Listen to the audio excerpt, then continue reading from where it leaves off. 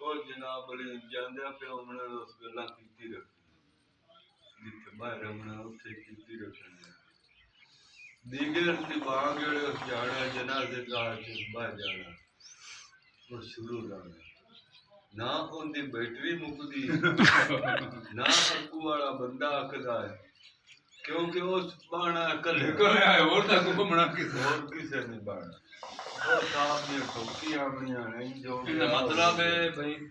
ਉਹ ਜ਼ਬਾਨ ਕਮਲਾ ਹੋ ਨਹੀਂ उस है फर्क नहीं बकरियां लाई रखते ना कि आए कार से के और ला के में लेते ना कोई अंग्रेजी गल की क्यों